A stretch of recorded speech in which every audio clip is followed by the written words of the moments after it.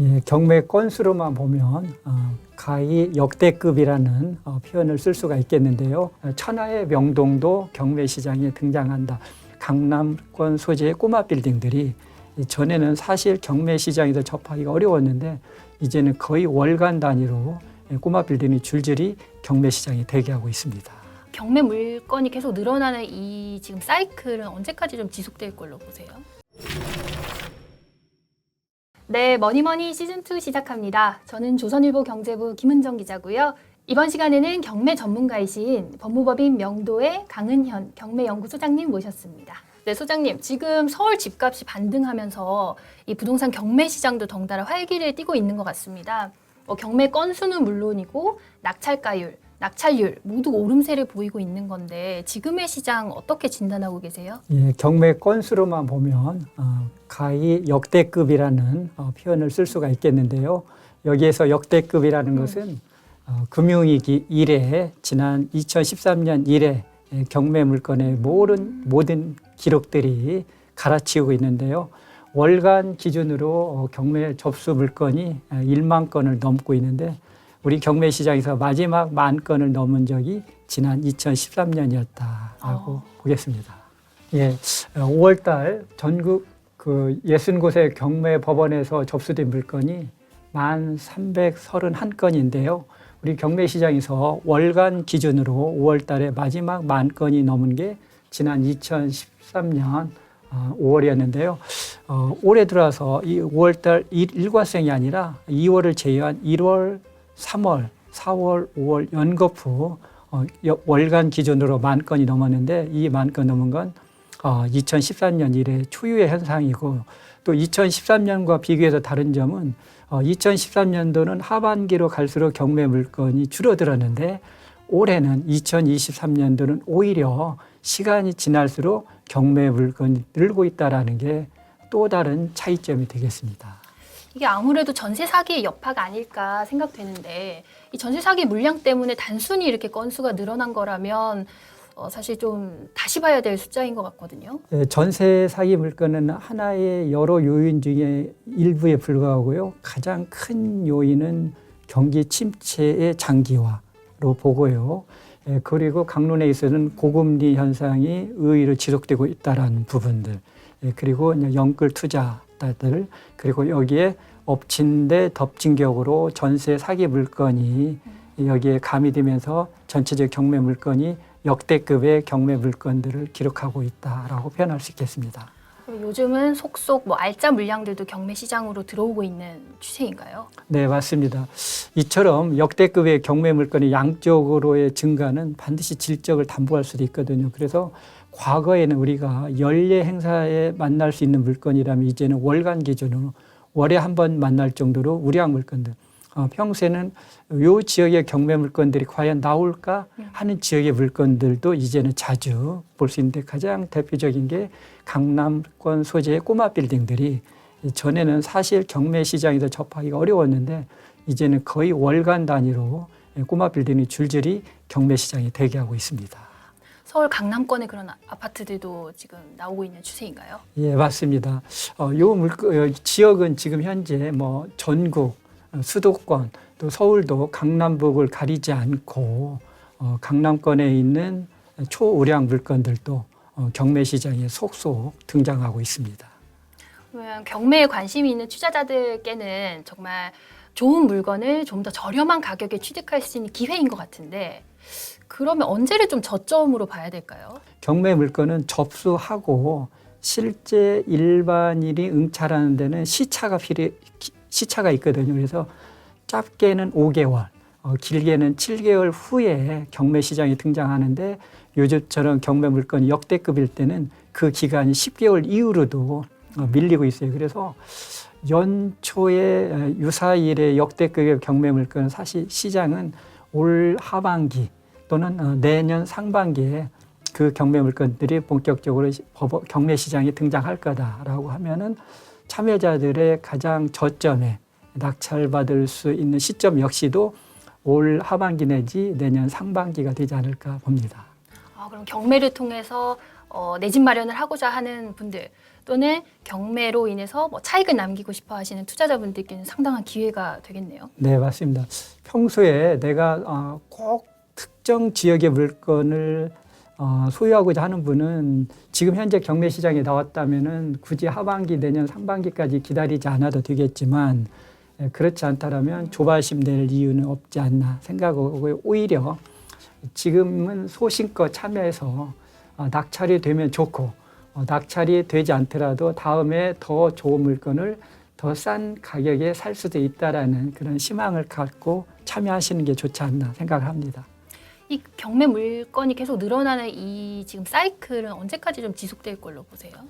결국은 1차 분수령은 정부의 금리 인하가 영향을 단기적으로 미칠 것 같은데 사실 한은의 올 하반기 경제 기조를 보면 하반기 내에 금리 인하 가능성은 상대적으로 높지 않다라고 보면은 제가 보기에는 올해는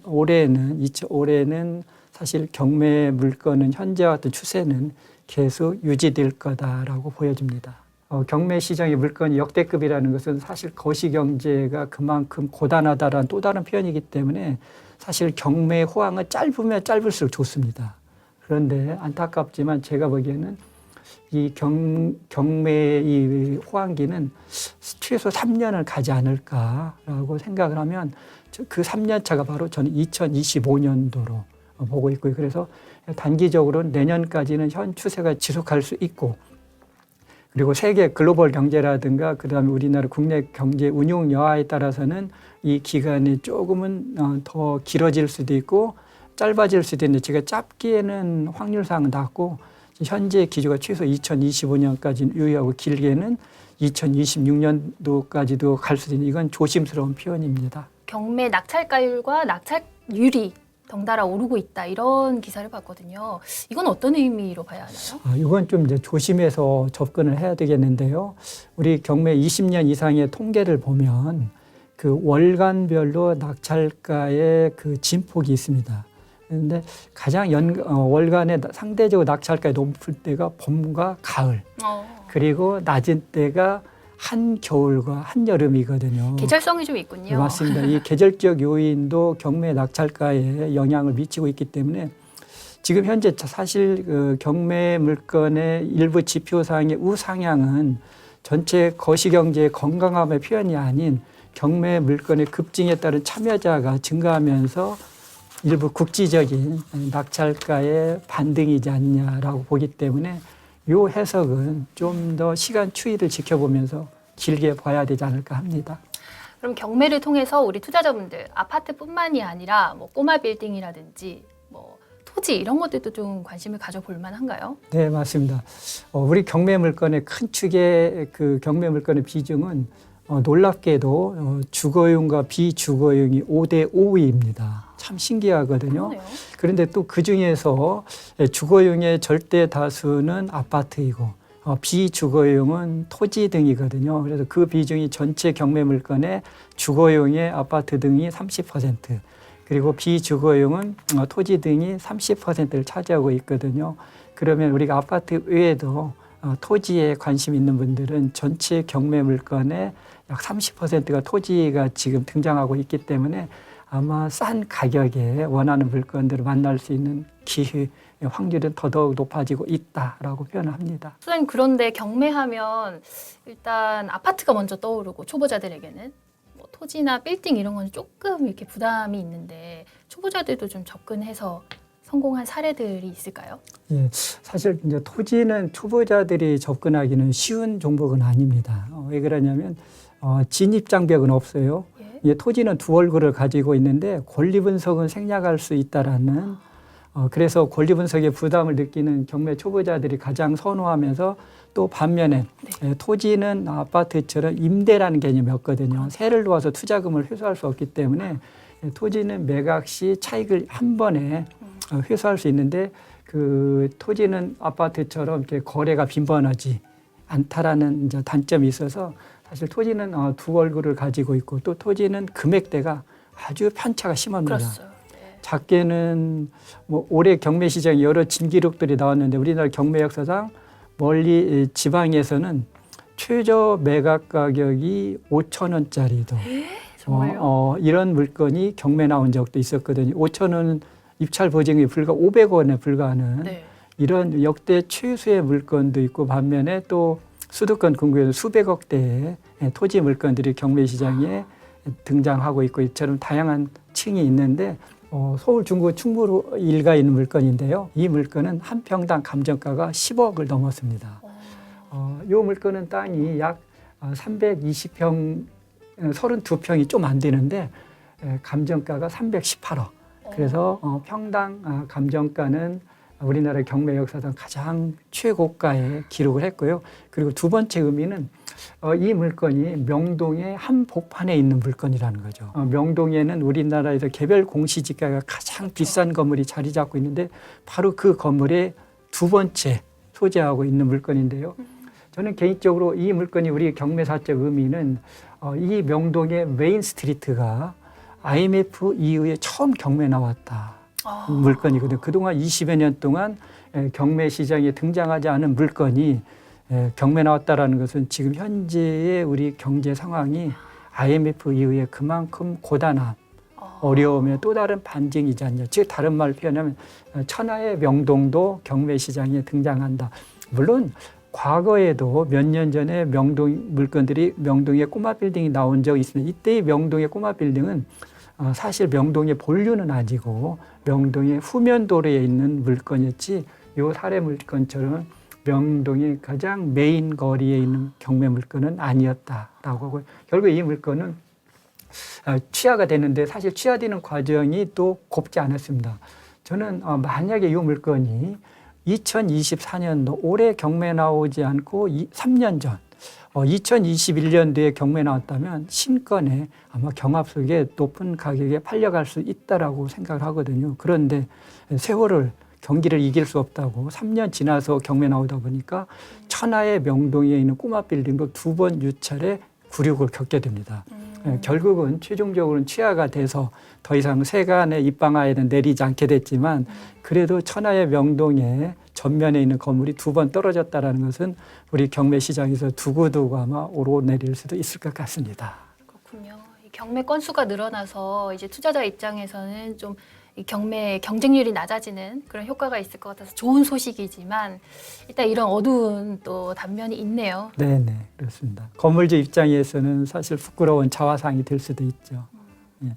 그리고 또 하나 덧붙이면 현재 우리 경매 시장에 그 꼬마 빌딩들이 나오는 경로는 크게 두 가지인 것 같아요. 하나는 가족 간의 분쟁들, 그다음에 이제 부모의 유지를 이어받는 이제 상속된 물건들이 형제들 간의 이제 생각의 차이로 경매 나오는 유형이 있고 또 하나는 이제 영끌 이제 과도하게 레버리지를 이용했다가 고금리를 감당하지 못해서 경매 나오는 경우 두 가지인데요.